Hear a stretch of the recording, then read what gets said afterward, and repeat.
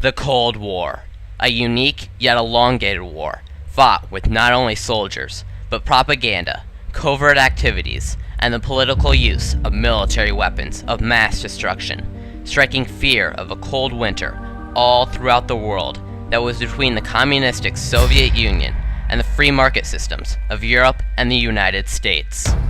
The Yalta Conference marks the beginning of the Cold War, as it was a meeting before the end of World War II between the Soviet Union, United States, and Great Britain to discuss what to do with Germany and to design and agree on a declaration that became known as the Declaration of Liberated Europe.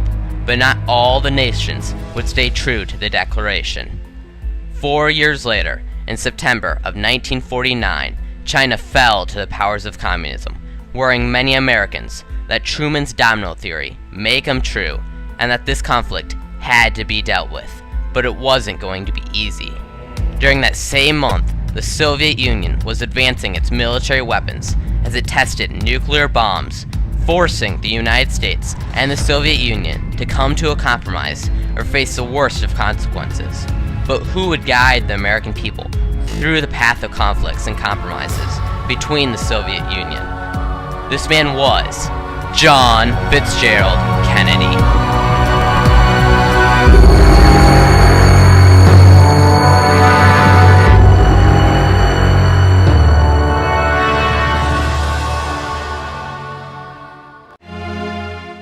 On November 8th, one of the most famous and closest election nights in American history took place.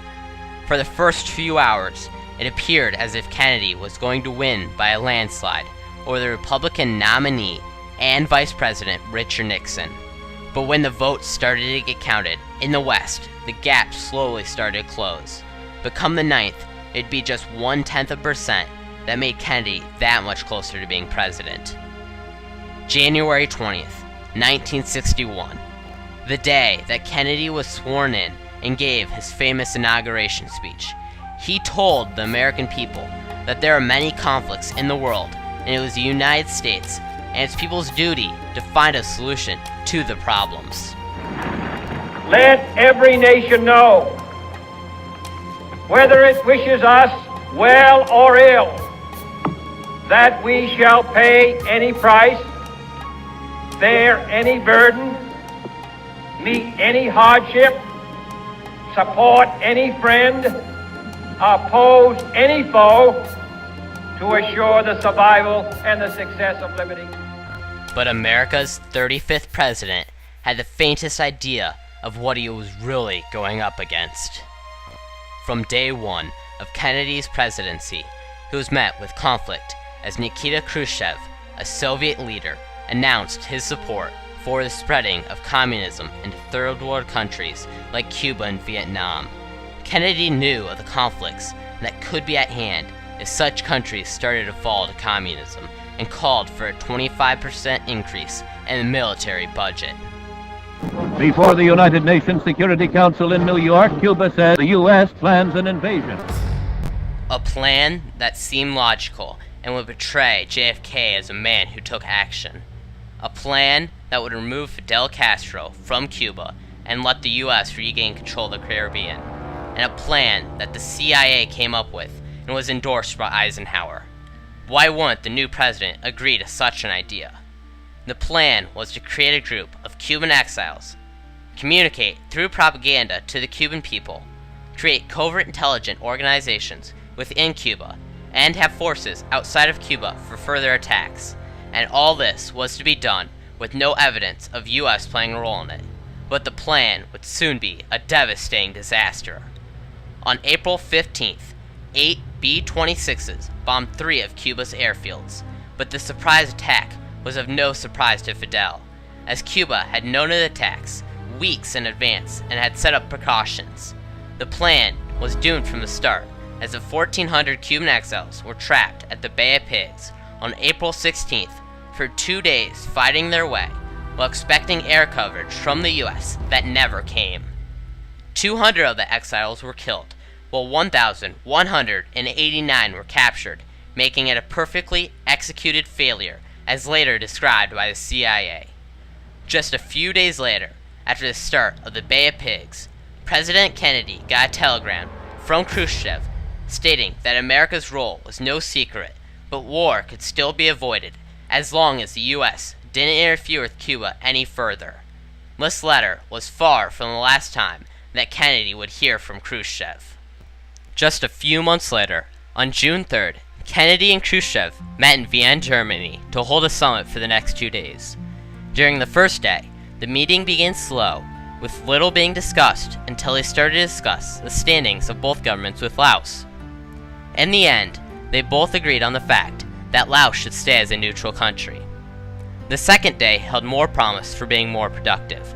The main focus of the meeting was over Berlin, a country that was split into a west, controlled by America, Britain, and France, and an east controlled by the Soviet Union. Both leaders believed that Berlin was an important piece in the battle between communism and democracy. If either West or East Berlin fell to the other, they believed other countries would soon follow.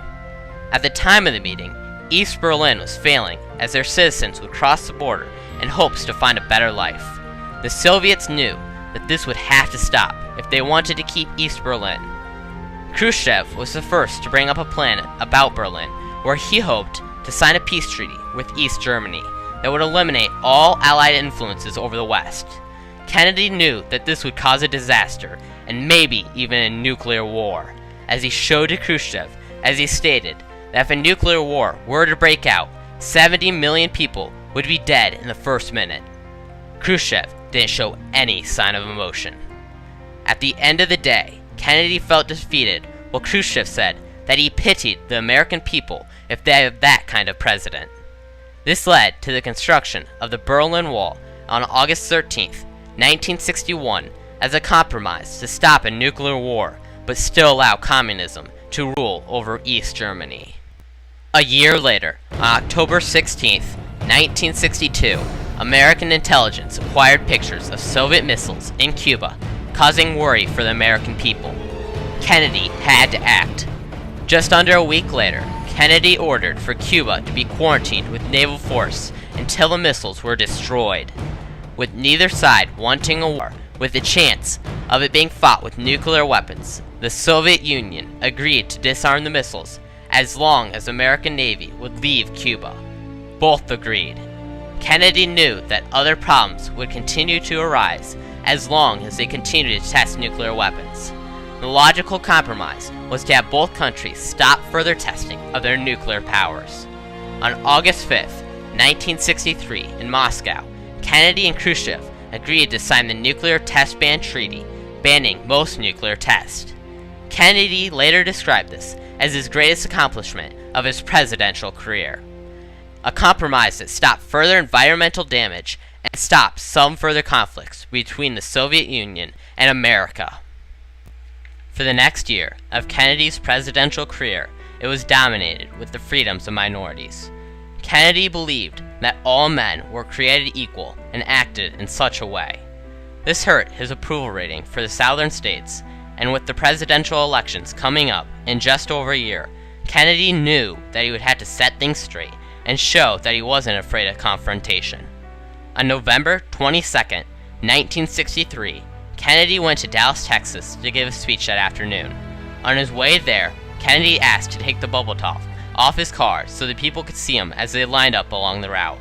When the limousine went from Main Street to D. Lee Plaza, where the book depositorium was located, 2 shots could be heard as Kennedy was hit, and in just a blink of an eye, the 35th president was assassinated after only 1,036 days into his term. Kennedy came into a presidency full of conflict that threatened the survival of the free world, but Kennedy understood the importance of reaching a compromise with the Soviet Union. Kennedy left the American people in a more secure world with less threat of a nuclear war with the Soviet Union, and the presidency to remember.